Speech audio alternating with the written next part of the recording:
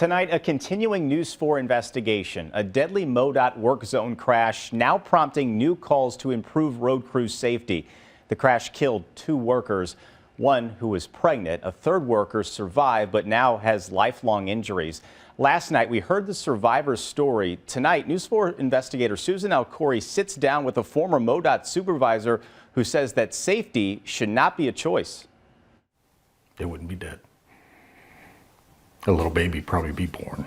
In tears, Fred Chu thinks about what could have been done differently the day a typical shift striping roads turned tragic. There's absolutely no reason why you shouldn't have protection. None. Chu worked at MoDOT for nearly 14 years, most recently as an assistant supervisor over the signing and striping department. He left MoDOT a few months before the deadly crash in November last year. It's his former crew that was working on Telegraph Road in South County when a car ran over them. For a job that cost people their lives. Just not worth it.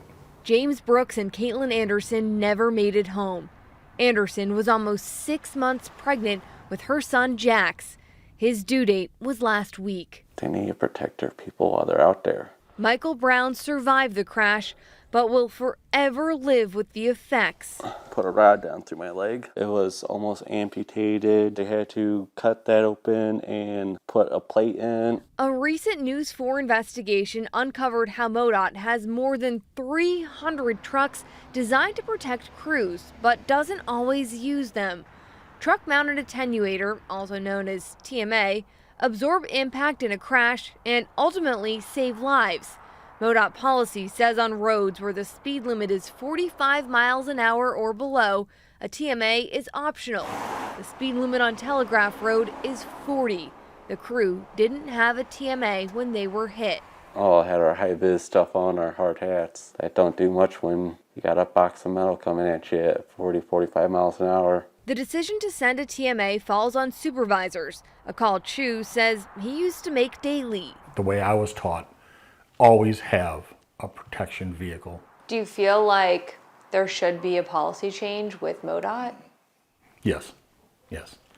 There shouldn't be anybody in a lane or on a shoulder without some kind of protection behind them. For Chu, safety shouldn't be an option, arguing an extra truck on the road could change if someone makes it home. How much is a life worth? If you care about your employees, protect them.